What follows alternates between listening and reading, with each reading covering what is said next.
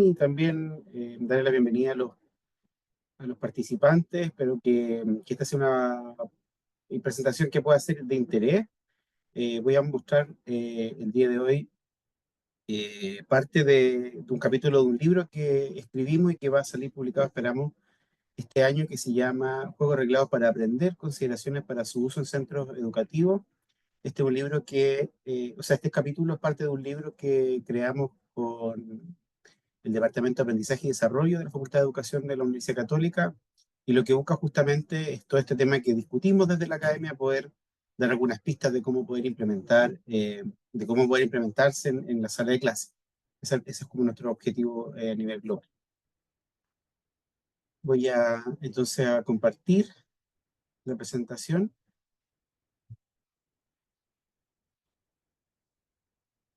Ahí se ve, ¿no? Ya, súper. Sí, súper bien.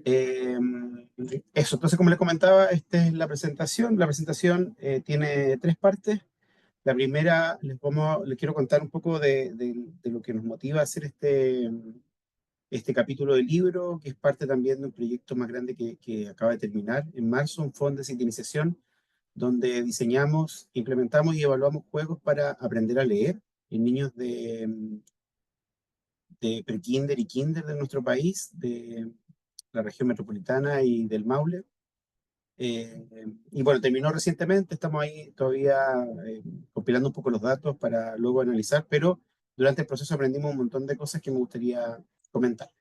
Pero vamos a partir jugando, por supuesto. Hay una clave ahí, hay una frase que me gustaría que la leyeran, está escrita en clave Morse, entonces les pido que la descifren. Por favor, nada de ocupar inteligencia artificial ni nada. A mano, con un lápiz y un papel, vamos a ver qué dice. A ver, veamos. Tus ¿Cómo es? respuestas en el chat, por favor. A ver.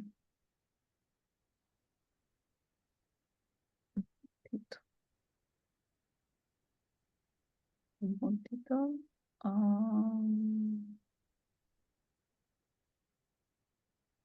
Ay,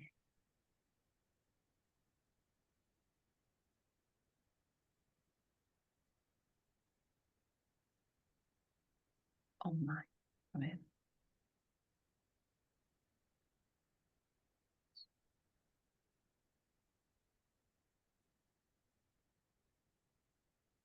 Qué rápido. Yo soy súper Bien, lenta. Claudia. Bien, Claudia.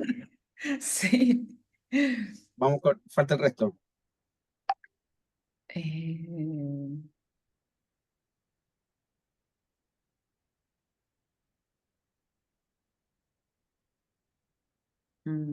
Ay. No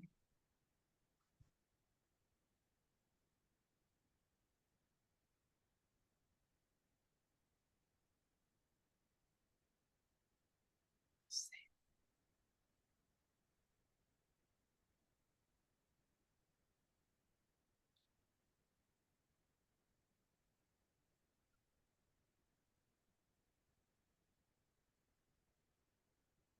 Así sonaría en clave Morse.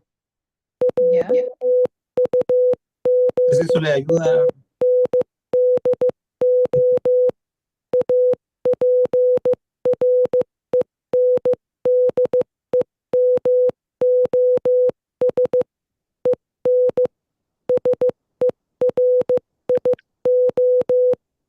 Listo. Más que claro con esa pista. Mm. Creo que No Claudia está. No, no es aprendemos. aprendemos. Ah, ya, sí, jugando aprendemos, sí, sí, sí, jugando aprendemos Bien.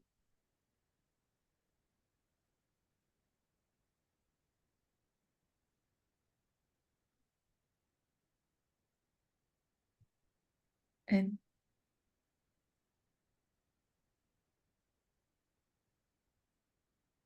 en segundo. mm, En serio, muy bien, Josefina.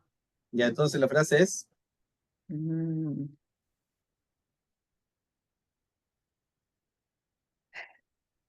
Jugando aprendemos. entre Claudia y Josefina. No sé si pueden activar su micrófono, sería útil, si no, no importa. Pero cuéntame cómo lograron llegar a esto, qué les pasó en el proceso de aprender o de decodificar más bien esto. Hola Jaime, un gusto. Es bien entretenido esto, o sea, aún igual yo me pongo como nerviosa para descubrirlo rápido, rápido. Entonces trato de ir asociándose allá, si en esta palabra se repiten algunas letras, las reemplazo al tiro en la otra. Súper bien, Eh, Cosas así. Eso. Y bueno, y asociando la palabra con las anteriores. fantástico. Josefina, ¿quieres agregar algo?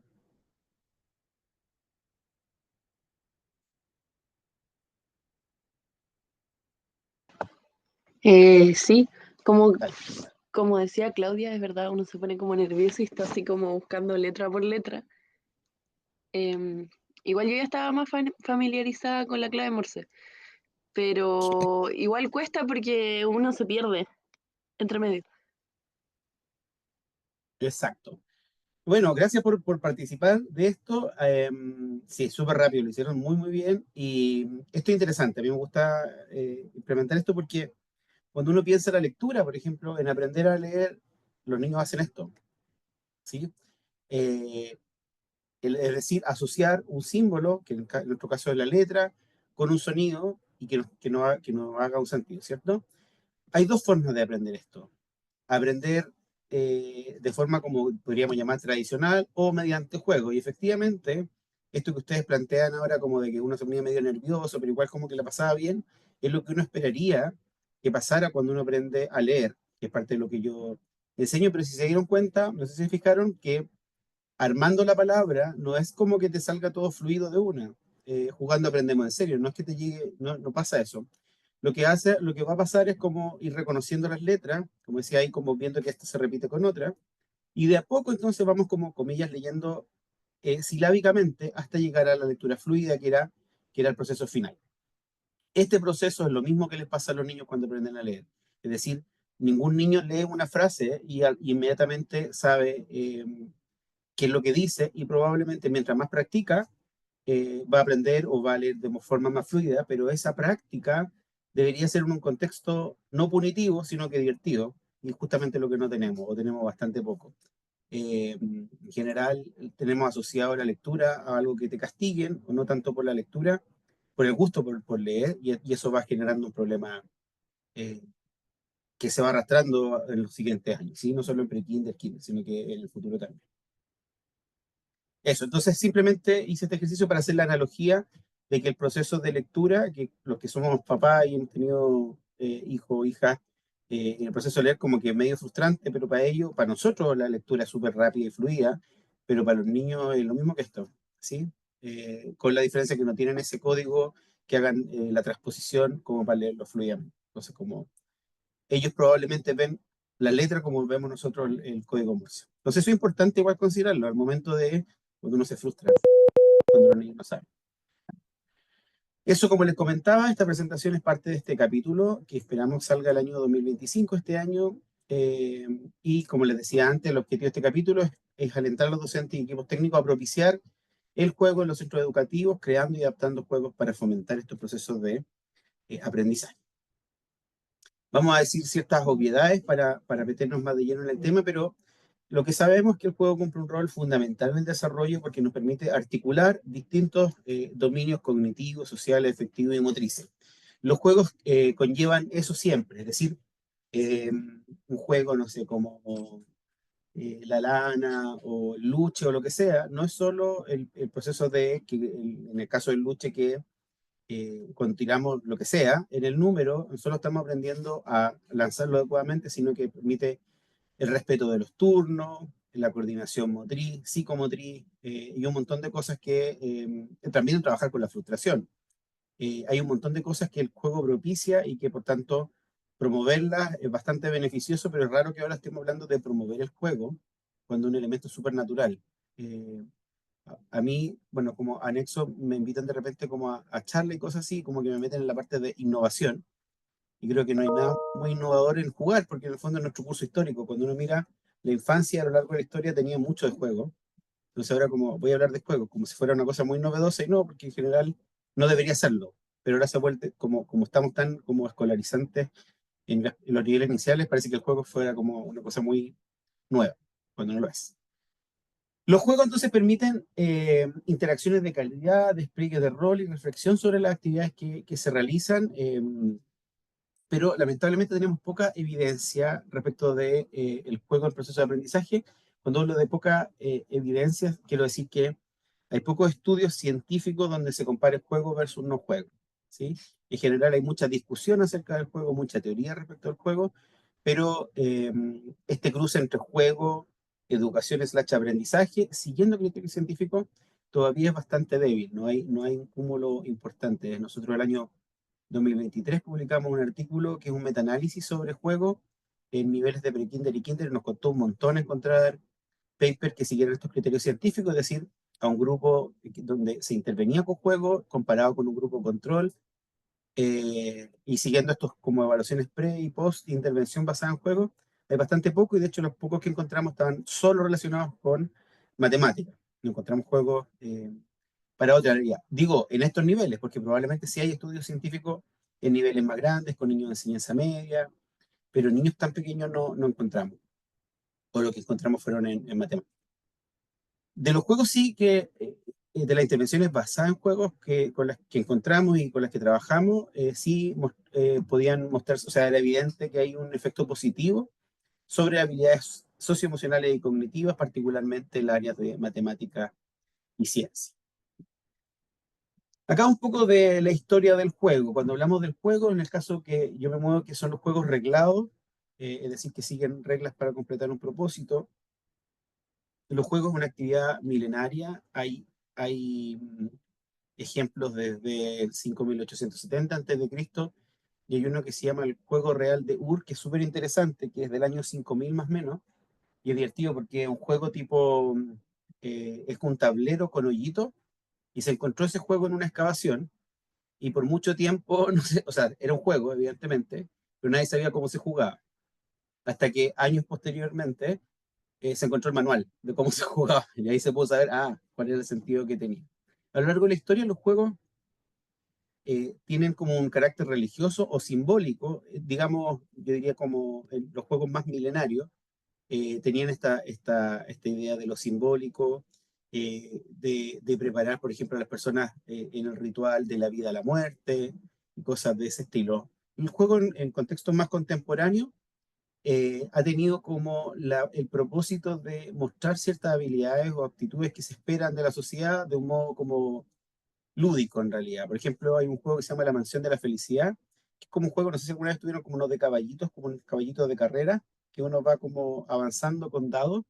La Mansión de la Felicidad es algo así, pero ligado como a los valores que se esperaba que representaran hombres y mujeres en esa sociedad. Posterior a la Segunda Guerra Mundial, se creó el juego Tactics, que es un juego para desarrollar estrategia, y eso obviamente viene porque lo que estaba de moda, o lo que no sé si la palabra es de moda, pero lo que estaba como muy vigente en la sociedad en el tema de las guerras.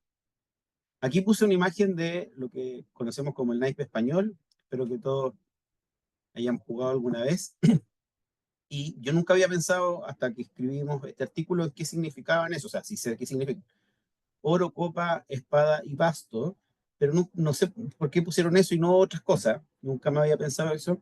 Y este es un juego que se crea en la Edad Media en España, y lo que representan son como los valores de alguna forma mediante íconos de la sociedad. Entonces, obviamente, el oro está relacionado con la riqueza, las copas es relacionado con todo el poder de la iglesia, como el cáliz.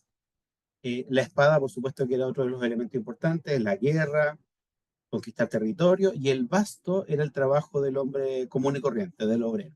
Entonces, como que estaban representados los cuatro grandes ejes con los que se movía la sociedad de ese tiempo. Tenía una lógica más histórica. Y aquí entonces, cuando uno habla de juegos, esta es la típica que pasa harto, no solo en el juego, sino que también en otras disciplinas, como cómo lo conceptualizamos, qué vamos a entender por juego, qué es una actividad lúdica, y de hecho es parte importante de la discusión, no es parte de esta presentación, definir eh, un problema que lleva décadas, así que solo como les voy a describir un poco de qué va esto. Pero juego en realidad implica cierta libertad de elección, disfrute personal y un foco en la actividad más que en el resultado, ¿sí? Entonces, pasarla mal con un juego ya inmediatamente, en mi caso, yo lo descarto como juego. Un juego nunca debería ser algo para pasarla mal, sino que puedes equivocarte, frustrarte, pero aún así tener este disfrute, este gozo al practicar la actividad.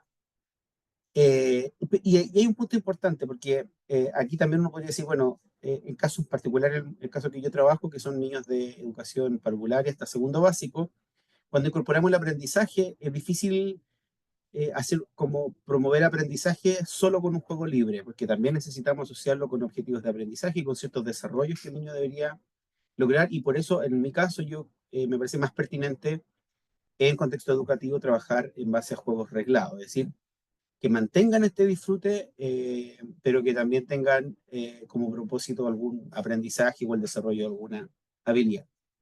Y aquí, entonces, es súper difícil, y este es parte del trabajo que hemos desarrollado en estos años, lograr un buen equilibrio entre el que promovemos el aprendizaje, pero que los niños no se aburran.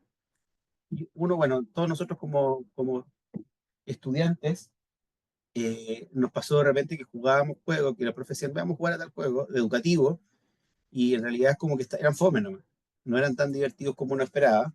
Entonces, ¿cómo lograr que estés disfrutando el juego, pero al mismo tiempo aprendiendo cómo hacer ese equilibrio? No es tan fácil.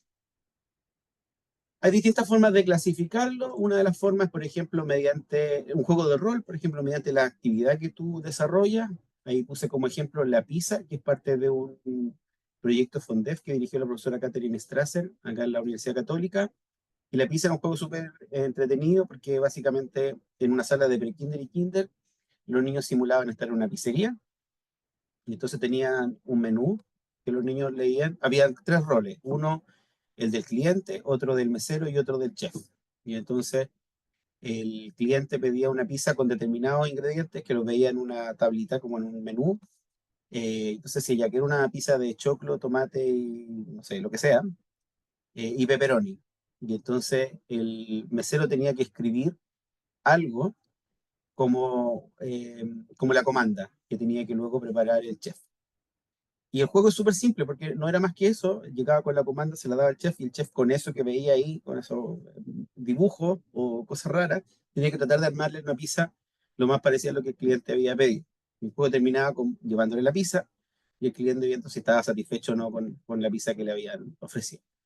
En realidad lo que se promovía era en realidad la escritura y tratar de que los niños de a poco capturaran la idea de que si yo escribo tiene que ser lo suficientemente claro para que otro lo entienda. Un juego que es muy, muy divertido. También no podríamos clasificarlo mediante la materialidad, por ejemplo, de qué están hechos los juegos de cartas, juegos de fichas, juegos de tablero. Y hay también ejes con los que uno podría moverse. Por ejemplo, cuánto control yo tengo sobre el juego. Y aquí podríamos incluso hacer un continuo entre juegos que tienen muy poco control del jugador y que están más relacionados con el azar, o juegos donde hay mucho control del jugador. Por ejemplo, en el caso donde hay mucho control del jugador es el ajedrez, que sería como estaría en el lado opuesto de un juego de azar.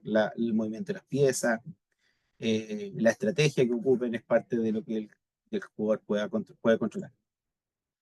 O bien también respecto de la mecánica, hay juegos que son completamente colaborativos o completamente competitivos. Por ejemplo, un juego eh, colaborativo se llama Pandemic, y esto es loco porque salió antes de la pandemia, no es que se haya creado a partir de la pandemia, y es un juego que trataba sobre, se jugaba sobre un mapa y era, oh sorpresa, un virus que se esparcía por medio del mundo y había que tratar de frenarlo y generar como acciones para evitar que la pandemia matara a mucha gente, ¿sí? O juegos competitivos como el dominó y el pop. Entonces hay distintas formas de clasificación de los juegos, ahí uno puede elegir la que quiera, y igual hay harta, ¿no? Esto es solo como para mostrarle, nomás hay otras formas de clasificación. Entonces, como ya hay harta, ¿qué nos propusimos nosotros? Crear otra más, para hacerla más compleja. Y esta es nuestra propuesta, esto es parte de un artículo que publicamos el año 2023 con el equipo del FONDEF, liderado por Catherine Strasser, con la profesora Valesca Grau, Anneli Marín y David Price. Y este es una clasificación pensada en los colegios, fundamentalmente, que tiene tres dimensiones. Una dimensión es si el juego es aburrido o es divertido. La primera la primera categorización que nosotros hicimos. ¿Sí? Un juego puede ser muy divertido o muy fome en realidad. Podría también ser extremadamente dirigido o completamente guiado por las reglas, o bien automotivado y autodirigido, ese sería el otro criterio. Y la tercera dimensión sería, claro, mientras uno podría ser muy literal, con una meta realista, otro podría ser un juego más bien imaginativo, que no tenga nada que ver con la realidad. Entonces, para cada uno de esos uno podría generar, eh, llenar cada uno de los vértices de este modelo 3D, llamémoslo así, para pensar también los juegos y para tratar también de mantener la idea de disfrute, como les decía antes, que la pasemos bien en contexto educativo, jugando y aprendiendo, por supuesto. Los juegos con propósito educativo, en el contexto del diseño de juegos, se conocen como serious game, y son juegos que tienen como un propósito final educativo y se crean para promover contenidos o habilidades específicas. Como les comentaba antes, la investigación y el uso en contextos educativos aún es limitada, porque una de las cosas que llama la atención es que, si bien decimos que el juego es importante para el aprendizaje, si uno mira como, tiene como el panorama completo, muy pocos juegos han sido diseñados por docentes. No porque los docentes no quieran hacer juegos, los docentes son súper creativos, pero hay una completa discrepancia entre lo que el profesor necesita como un juego y lo que le termina llegando como parte de la venta de alguna juguetería, que lo que pasa habitualmente, no tengo ningún dato, solo prejuicios y juicios en realidad, es que el profesor necesita un juego para X actividad y le terminan llegando, no sé, un dominó que solo apunta a una habilidad que se juega una vez, que si se pierde una ficha no puede jugar más. Entonces, eso genera un problema serio en la implementación del juego como tal. Eh, y lo que termina pasando es que el profe dice, ya, vamos a jugar ahora.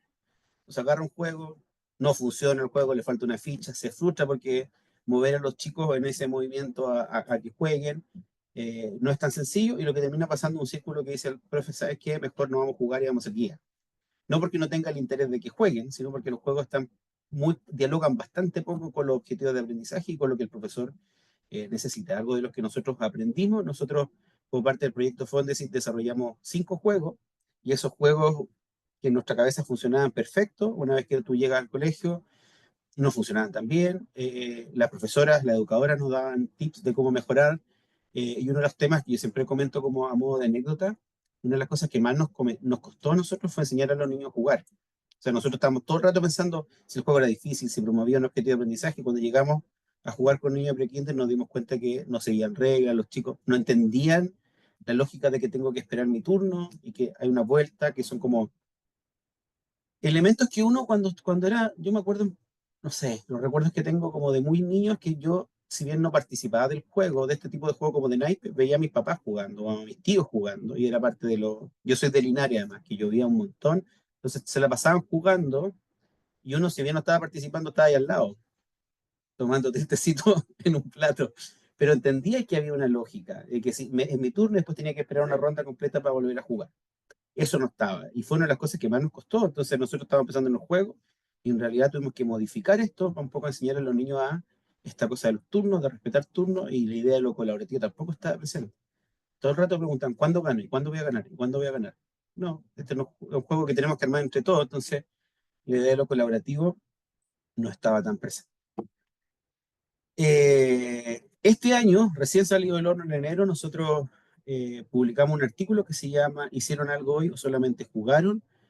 Barreras y facilitadores del uso de juego en contexto educativo. Nosotros entrevistamos a 2 educadoras de párvulo que nos relataron las dificultades que tenían ellas al momento de implementar juegos en pre-kinder y kinder, y parte de eso, estas limitaciones, la sobrecarga que le exigen los colegios, y también el hecho de no sentirse partícipes de los juegos, eran barreras importantes que estaban reportadas por la educadora. Yo esto lo contaba antes, pero le pusimos ese nombre, hicieron algo, solo jugaron, porque una de las educadoras, la frase que ocupó, nos contó esto en la entrevista, porque fue la frase que un papá le dijo a un niño cuando lo retiró de su jornada del día. Le dijo, bueno, hicieron algo, jugaron nomás.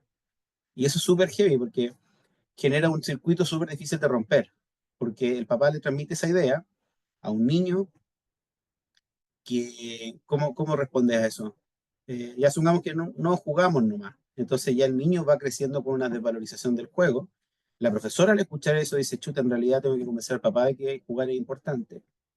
Y la profesora entonces después ante las porque además tampoco es que en la universidad estemos formando un juego, no tenemos muchos cursos de juego, y en general los cursos de juego no son juegos aplicados, no es que enseñemos cómo a diseñar productos, sino que como mucho de la teoría y poco de la acción como tal de juego. Entonces se genera un círculo y la profesora finalmente, que escucha esto de los apoderados, como hoy están jugando mucho, ¿qué vamos a hacer? Va quedando con la idea de que el juego no es algo que debería usarse. Como parte del FONDEF, del proyecto anterior que yo participé como investigador joven en ese tiempo, eh, una educadora le dijo a la investigadora, eh, ¿cómo quiere que juguemos todo el rato? ¿Usted qué piensa que le vamos a decir después a la jefa UTP? Como en el fondo había que jugar escondida de la jefa UTP porque le iba a pasar algo. Y claro, cuando uno escucha eso, claro, hay un tema de creencia, de expectativa, hay un tema importante que trabajar, pero bueno, así nos gusta, sea desafiante. Hasta acá me pueden decir, ya, Jaime, todo bien, pero bueno, a ver, ¿funciona esto o no? Les voy a contar. Parte de un trabajo pequeño que hicimos el año pasado, digo pequeño porque solo duró como un año. Nosotros hicimos una investigación, una intervención en una investigación con una empresa de acá de Santiago que se llama Masterwise. Y ellos tenían juegos, y los juegos que tenían los aplicaban siempre con sesiones de uno. Es como una suerte de una psicopedagoga que trabaja con un niño y desarrolló unos juegos. Entonces lo que quería era ver si estos juegos que ya había pensado a lo largo de su vida, si podíamos adaptarlo y probarlo en un contexto real, como en un curso, digamos, no uno a uno.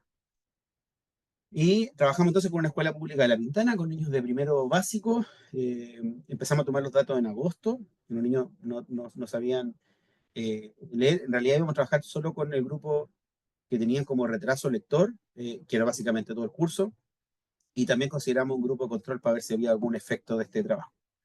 Es interesante porque este es un trabajo que yo no les voy a contar, una intervención que duró mucho tiempo. Nosotros hicimos esta intervención, aunque no lo crean, en 4 semanas. 4 semanas de trabajo muy intensivo, basado en un kit de juego que desarrollamos y adaptamos para este fin. Y esta metodología lo que hacía era, en vez de enseñar todo el alfabeto, todas las letras, solamente enseñábamos las vocales y 8 consonantes. Y entonces todos los dispositivos que están armados, las lecturas y todo lo que se le presenta a los niños está basado en estos 8 consonantes y las cinco vocales. ¿Por qué es importante este trabajo? ¿Por qué nos enfocamos acá? Los niños que va avanzando el tiempo y no aprenden a leer, suelen tener una autoestima baja, un rechazo a la lectura, y ellos mismos se perciben como lentos y sienten vergüenza de eso, ¿no? Algo que les haga muy feliz. Y usan frases tipo, no me gusta leer, soy el más lento, termino último, etcétera. Son términos emocionales.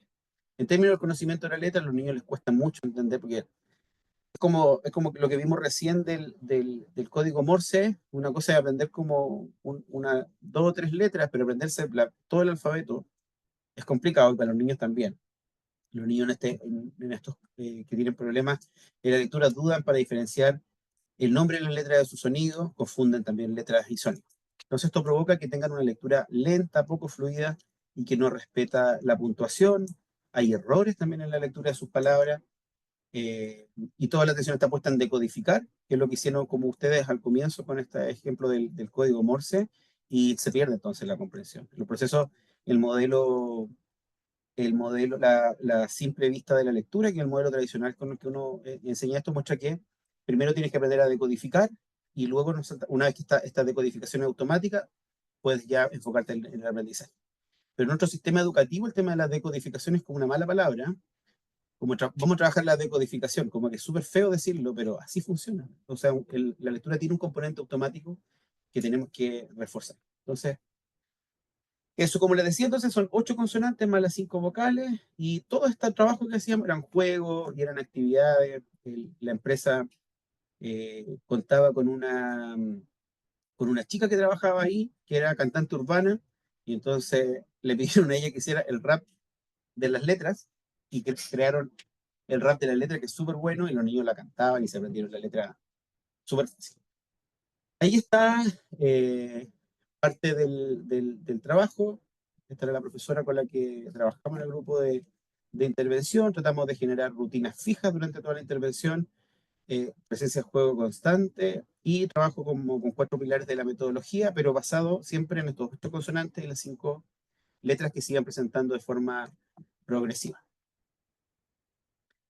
Y nosotros en 4 semanas, digo, para nosotros súper sorprendente, porque pasamos de que los niños no supieran mucho, en realidad no conocieran casi nada de las letras, porque nosotros hicimos evaluaciones pre y post, a que efectivamente sí conocían las letras, y esto obviamente no es porque nosotros hicimos una intervención, sino que la intervención la desarrolló la profesora por completo. Se le pasamos el kit, fuimos haciéndole toda una suerte de coach, y pasamos también a una profesora que al comienzo le costaba como el manejo de grupo, porque efectivamente los niños no entendían bien, a tener bastante control, los niños tenían una rutina y fueron de a poco eh, desarrollando mejores competencias. Este mérito, por una parte, es de los juegos que se presentaban, pero por otra también de la docente. Uno tiende a pensar que hay un tema con la docente y no, de pronto el hecho de que tengan el material de buena calidad y que se entienda por qué se está haciendo eso y que la profesora participe, mejora, por supuesto, el involucramiento que tiene con la tarea. Y cuando tú te mejoras el involucramiento, o sea, aumenta el involucramiento, por supuesto que logras buenos resultados. Nosotros no esperábamos ver nada en un tiempo tan corto, pero al menos a simple vista, solo para mostrarle acá, los niños mejoraron su motivación, la conducta, los problemas de disrupción de la conducta bajaron significativamente, los niños mostraron una actitud positiva del aprendizaje y lo que nosotros vimos en la profesora es que se sentía mucho más segura, más proactiva, y esto que parece como una cosa muy simple, se ríe más, sí, no es menor, no se puede dar por sentado, es lo más difícil. Si una profe se ríe en la sala con sus niños, sí, pues cambia harto cambia todo el tren. Y estos son los resultados. Nosotros, aquí, perdón, aquí hay un error, porque aquí no debería haber un asterisco acá. Nosotros encontramos, perdón, ese asterisco que está en controles del otro de intervención. Esto es lo que muestra la cantidad de letras que los niños conocían al partir y al finalizar la intervención. El grupo de intervención eh, pasaron de conocer el sonido de 7,3 letras a 16 letras en promedio, y el nombre de la letra pasaron de conocer 3,7 letras en promedio a 12,7 en una intervención, por supuesto que intensiva, pero corta, de solo un mes. Nosotros hicimos una evaluación basada en el Sapo Samuel, que es un texto que ellos tienen, que la empresa tiene, que está basado en las consonantes, usando solo las consonantes y las vocales, eh, estas 8 consonantes y las 5 vocales, y pasaron los grupos de intervención que solo un niño leía como de manera como decodificada, pero al menos con un buen ritmo. Al final se sumaron 3 niños más, lo que no es menor. Eso lo voy a saltar porque son parte de las correlaciones. Eso. Y bueno, un poco para ir cerrando la presentación, les voy a contar un poco en qué estamos. Nosotros terminó, como les comentaba, el proyecto Fondesit, que duró 3 años, donde diseñamos, implementamos y evaluamos juegos en niños de prekinder y kinder. Y bueno, quedamos súper contentos en realidad, la experiencia fue súper positiva. Logramos publicar 3 artículos durante el periodo, uno por año a propósito de este estudio. Estamos postulando también a nuevos fondos para poder transformar estas ideas o estos juegos que nosotros tenemos en un nivel de prototipo, pero testeados en contexto real, a que estos colegios, o sea, que estos juegos ojalá puedan masificarse y puedan llegar a más colegios. Y en el intertanto, hemos desarrollado una colaboración súper buena, entretenida y virtuosa entre la psicología, la educación, el diseño y la ingeniería. Este verano se me sumaron 2 estudiantes de la Universidad de Talca de diseño que vinieron a hacer la práctica conmigo, y otro estudiante de ingeniería de la Universidad Católica, ingeniería eléctrica de tercero, ahora está en cuarto, también hizo la práctica conmigo y empezamos a desarrollar, como crear prototipos de los juegos anteriores y también de nuevas ideas que estamos desarrollando. Así que estamos formando muy inicialmente una suerte de laboratorio para la creación de juegos eh, enfocados en la educación, por supuesto, pero que tengan el componente de diseño y de la ingeniería. Eh, Nos conseguimos unas máquinas y para hacer, y así, algo así lucía en enero nuestro lab. Ahí estamos visitando una de las unidades de acá de la Universidad Católica, donde trabajan con simulación. Esto es de pacientes que se ocupa para enfermería y carreras afines, y ahí estamos mirando, porque esos son pacientes reales, un robot como real que va cambiando sus síntomas y a partir de eso se toman decisiones. Eso, seguimos en eso. Espero que pronto poder decirle que se vienen cositas. Por ahora puedo decirle sí, se vienen cositas. Vamos a ver cómo nos va con los fondos. Para ir cerrando entonces, hay que considerar el juego como un aliado pedagógico y no como una carga adicional. Este es un proceso que implica cambiar creencias y concepciones sobre el juego, y esto es una tarea difícil. Nosotros estamos súper conscientes de eso, eh, pero creo que vamos avanzando en la dirección adecuada. Obviamente toma tiempo, pero sentimos que estamos como generando juegos y dispositivos de calidad y testeados en la realidad chilena con nuestros objetivos curriculares también. Una de las cosas que nosotros pusimos ahí en el capítulo del libro es que hay que confiar mucho también como profesores en nuestra creatividad, pero también la de los estudiantes. Nosotros siempre creemos como que nosotros tenemos que desarrollar todo nuestro juego, pero cuando uno le pide a los estudiantes, ¿por qué no hacen un juego que haga tal cosa? Uno se sorprendería porque los chicos tienen mucho más conocimiento de juego de lo que podemos tener nosotros, juegan todo el día, videojuegos, lo que sea, y bueno, el desafío es que en vez del videojuego puedan generar tal vez un juego de tablero o dentro de un videojuego también puedan aprender a programar y desarrollar otras cosas. Entonces, no hay que subestimar el conocimiento de juego que tienen los chicos porque es bastante amplio igual. Pero para implementar juegos necesitamos convicción, creatividad y adaptarnos a las realidades escolares. Nosotros hicimos ya como la vuelta del mercado de juegos disponibles y está difícil, pero no es imposible, se puede hacer algo. Pero para esto, algo que es importante es que no podemos hacerlo nosotros en educación, o solo ingeniería, o solo psicología. Hay que desarrollar un trabajo conjunto, colaborativo, que haya diseño y que todos nos juntemos en realidad, porque cualquier disciplina por su cuenta no va a llegar a nada. Muchas gracias por su atención. Muchas gracias a ti, Jaime, por tu presentación, por tu trabajo que has desarrollado hasta el momento con esta temática. Y bueno, dejamos micrófonos abiertos para aquellas personas que quieran hacer alguna consulta, algún comentario. Tenemos tiempo todavía para poder dialogar un poquito acá con Jaime.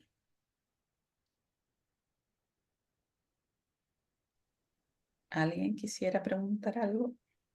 Hola. Hola. Hola, Claudia. A ver, no sé si se habrá mencionado o no sé, el tema de la evaluación a través del juego. ¿Se ha podido aplicar algo en cuanto a eso? Para Nosotros evaluar. no hemos desarrollado dispositivos para evaluar como tal. No hemos desarrollado. Estamos creando los primeros, estas ideas de juego. Nuestros juegos, no lo dije, pero podría tener un componente de evaluación. Todos los juegos que hemos desarrollado hasta la fecha tienen un componente de autoevaluación. Es decir, los juegos tienen, no necesita que la educadora esté encima, sino que los niños se les ve presentado un desafío y tienen algo que desarrollar y que al final desarrollándolo de manera colaborativa tienen que dar como, no sé, vuelta a una carta y en la carta pueden evaluar si lo que hicieron ahí es correcto o no sin necesitar siempre la presencia de un adulto. Eso es lo que hemos hecho, en el fondo que sean como autocorrectivos los juegos. Para nosotros eso es crucial, particularmente en las primeras etapas. De evaluación, juegos para la evaluación no hemos desarrollado todavía. Daniela, hace una buena pregunta. Dice, yo mismo la leo, no léela tú, Lili. Ok. Bueno, primero hay el de María Ferrer, dice gracias por este tiempo y toda la información compartida, muy interesante todo y es clave, como dice Jaime, el trabajo en equipo. Feliz tarde, gracias María. Y Daniela nos dice, hola, ¿has mezclado juego con el uso de inteligencia artificial como el chat GTP? Es parte de uno de los proyectos, es parte de una de las cosas que quiero, no puedo contar mucho porque si no me van a robar la idea, no. Pero es algo de lo que queremos hacer, una de las cosas de idea que tengo hace mucho tiempo, a ver si me ayudan también, es que queremos, al menos en pre-kinder y kinder, automatizar mucho más los procesos. De hecho, parte de una de las cosas de un pilotaje que queremos hacer es meter en, en los jardines o salas de pre-kinder y kinder alguna mascota tipo un capibara o un panda rojo, por ejemplo. Y entonces que meterle a eso algo de inteligencia artificial para que pueda interactuar con los niños, ¿sí?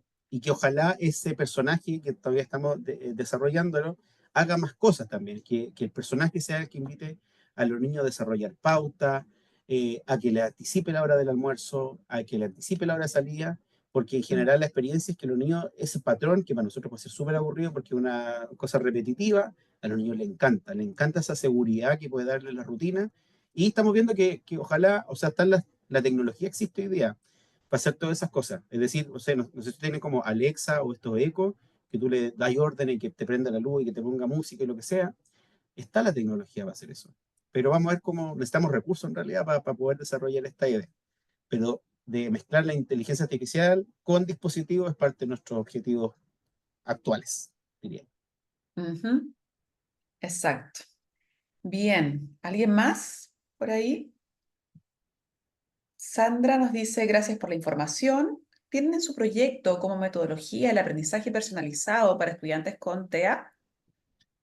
La respuesta es no, no porque no queramos, es porque estamos partiendo. Entonces, queremos todas las ideas posibles y generar también, o sea, estamos súper conscientes de esto, pero necesitamos un equipo más grande, ojalá, y tener, ojalá, recursos para que no sea esto de que sea solo un estudiante que apoya, porque el estudiante que apoya necesitamos generar algo como estable, ¿sí? Pero es parte de lo que nosotros necesitamos, que todos estos juegos además tengan una adaptación. Una es la de niños con TEA. Otra es para niños sordos, niños ciegos, niños con alguna dificultad motriz, que tenemos muy pocos dispositivos para eso. En el caso particular mío, yo doy curso de aprendizaje y desarrollo acá en la universidad, y siempre invito, por ejemplo, a una profesora que hace clase en aula hospitalaria. Tengo muchas ganas de desarrollar dispositivos para niños que están postrados, por ejemplo, o que tienen, no sé, quimio o lo que sea, que pasan hartas semanas del año o el año completo en un hospital. ¿Cómo no vamos a tener juego? ¿Cómo no vamos a poder ser capaces como país, sociedad, de generar un conjunto, un kit de juego entretenido, divertido? Parte de lo que tenemos que hacer, tenemos Mm, ideas, nos faltan recursos, pero para allá vamos. exacto. Sí. Ok, ¿alguien más?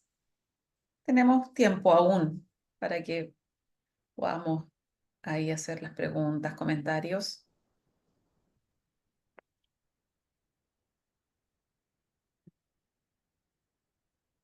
¿No?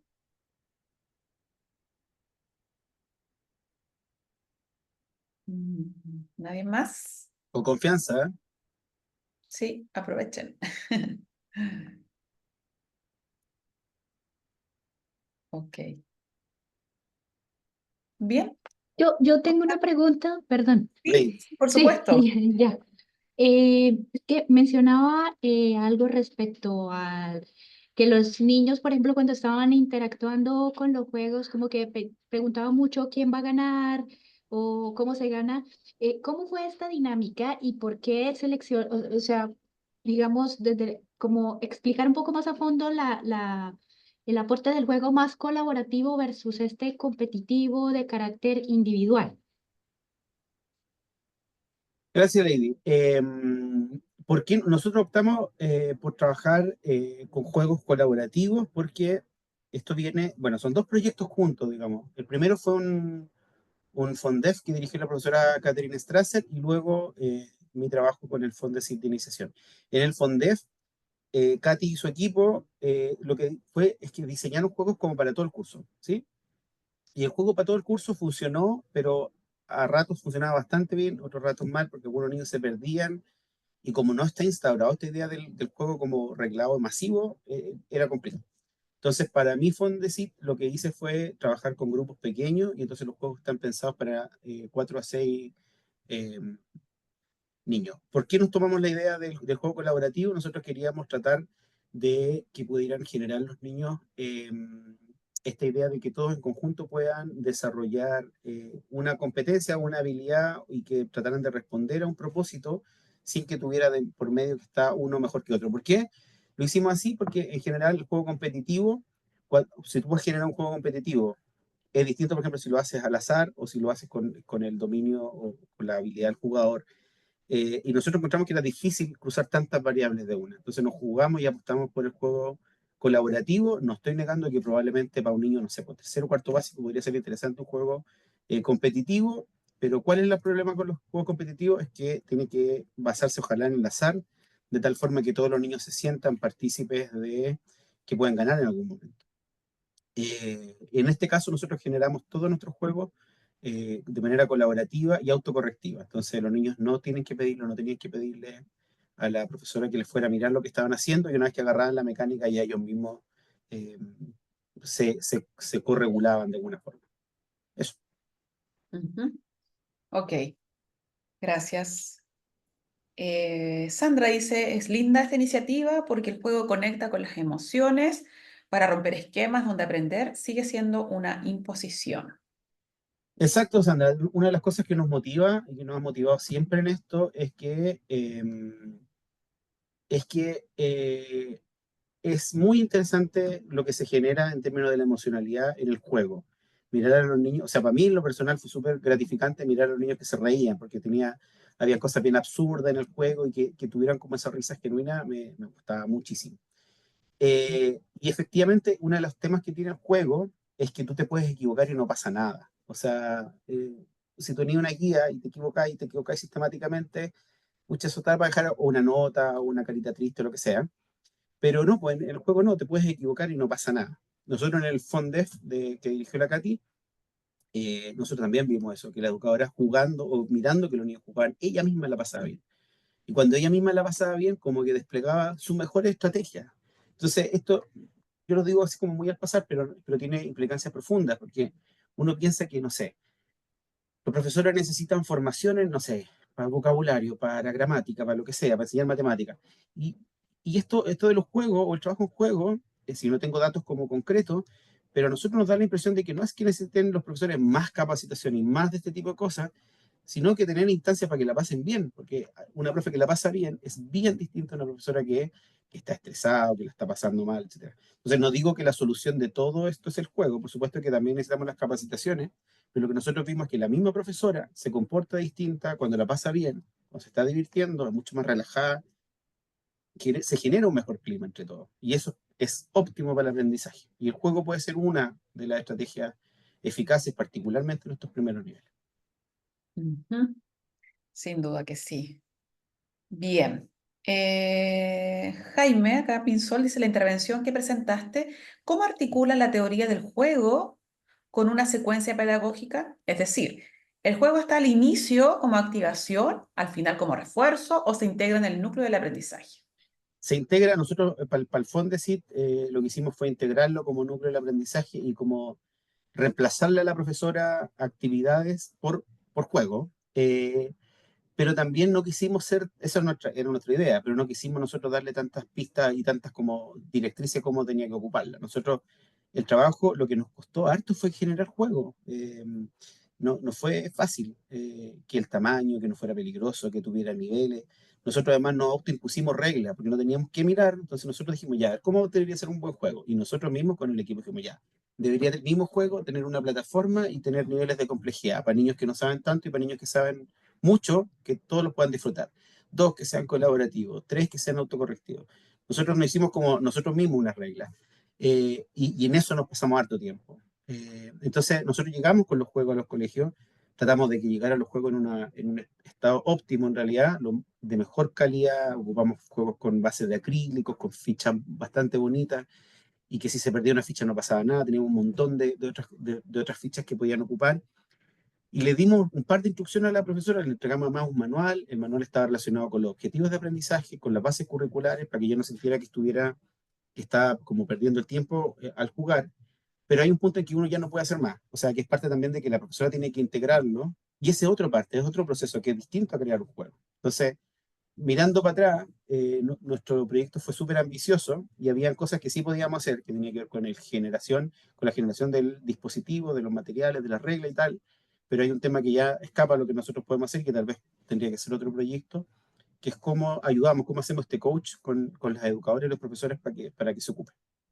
Entonces, claro, nosotros dimos la instrucción que fuera como parte integral de la clase, o lo más importante de la clase, pero ahí va dependiendo de lo que las profesoras tenían, porque tenía que ver con las creencias también que ella tiene sobre el juego y sobre sus competencias.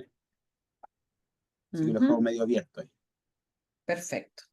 Ahora sí, estamos en el tiempo. Les voy a pedir, por favor, a los que puedan, si pueden encender su cámara para poder dejar un registro de esta actividad.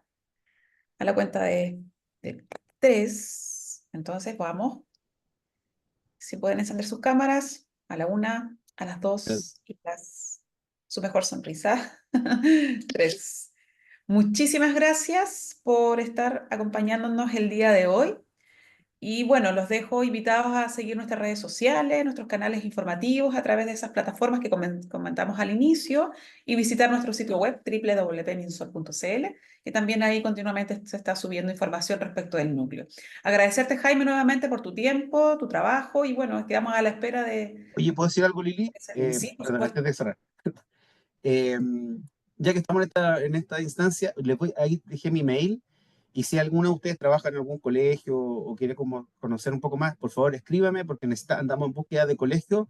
No para hacer una gran intervención todavía, pero sí para ir probando los juegos que estamos desarrollando ahora. Necesitamos niños y que ustedes mismas digan, Jaime, cámbiale esto, modifícale esto, ¿por qué no hacemos un juego de tal característica?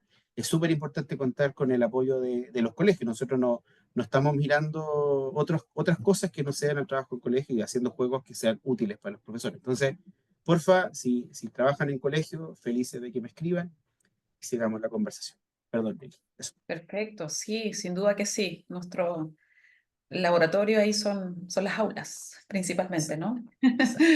Así que si Además que tenemos... entretenido, entretenidísimo. Sí. Ujú. Ok, muchas gracias y buenas tardes. Nos vemos en el próximo coloquio. Que estén Chao. muy bien. Chao, chao. Gracias por todo. Chao, Cuídense. chao.